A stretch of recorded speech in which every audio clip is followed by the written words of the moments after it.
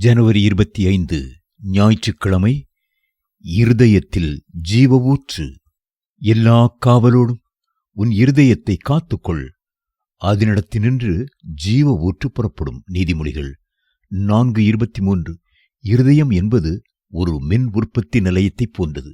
மின்சாரமானது எப்படி விளக்குகளை எரிய வைத்து மின் விசிறிகளை சுழல வைத்து பெரிய பெரிய தொழிற்சாலைகளை இயக்குகிறதோ அதுபோலவே மனுஷனுடைய இருதயம் அவனது உள்ளான ஜீவியத்தின் மூலஸ்தானமாயிருக்கிறது. அந்த இருதயத்திலிருந்துதான் எண்ணங்கள், நினைவுகள், ஆலோசனைகள் என அனைத்துமே புறப்பட்டு வருகின்றன. அந்த இருதயத்திலிருந்து வெளிப்படும் கட்டளையைத்தான் சரீரம் செயல்படுத்துகிறது.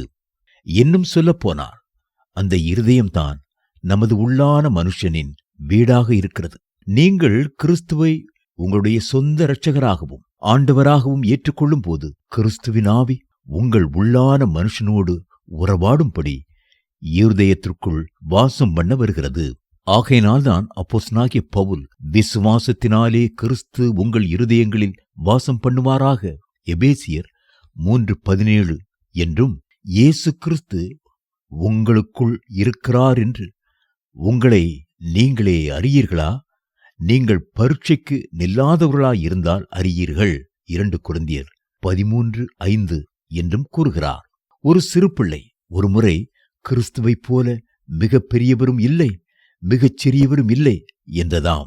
அந்த தகப்பன் அதை கேட்டு சிரித்து, அது எப்படி அவர் ஒரே நேரத்தில் மிகப் பெரியவராகவும் மிகச் சிறியவராகவும் இருக்கக்கூடும் என்று கேட்டார்.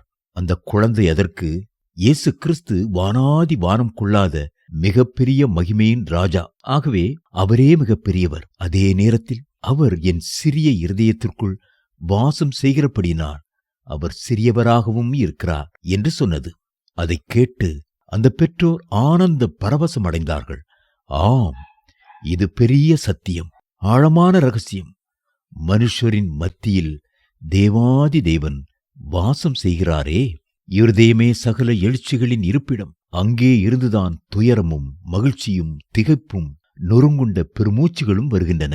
அதே நேரத்தில் இருதயமானது நம்முடைய சித்தத்தின் இருப்பிடமாகவும் இருக்கிறது. நம்முடைய தீர்மானங்கள், நம்முடைய கீழ்ப்படிதல், நம்முடைய மன உறுதி, விருப்பம் ஆகியவையெல்லாம் அங்கிருந்துதான் புறப்படுகின்றன. இருதயமே ஞானத்தின் இருப்பிடமாகும். சாலோமன் கர்த்தரிடத்திலிருந்து கேட்டு பெற்றுக்கொண்டது ஞானமும் உணர்வும் உள்ள இருதயம் ஆகும். 1 ராஜாக்கள் 3:9 மற்றும் 12. இருதயம் மனசாட்சியின் இருப்பிடமாக இருக்கிறது. தேவ சன்னதிக்குள் சந்தோஷமாய் பிரவேசிக்கும் போது நம்முடைய மனசாட்சியில் பாவங்கள் இருக்கக்கூடாது. துர்மனசாட்சி நீங்க தெளிக்கப்பட்ட இருதயமுள்ளவர்களாயும் காணப்படுங்கள். எபிரேயர் 10:22 என்று வேதம் சொல்கிறது. தேவ பிள்ளைகளே, உங்கள் இருதயத்தில் சாத்தானுக்கு இடம் கொடாதேயுங்கள். அதனை கிறிஸ்துவின் இரத்தத்தால் சுத்திகரித்து பாவம் ஒரு நாளும் உட்புகாதபடி காத்துக் கொள்ளுங்கள். இருதயத்தில் பரிசுத்த ஆவியானவரின் நிறைவு எப்பொழுதும் இருக்கட்டும்.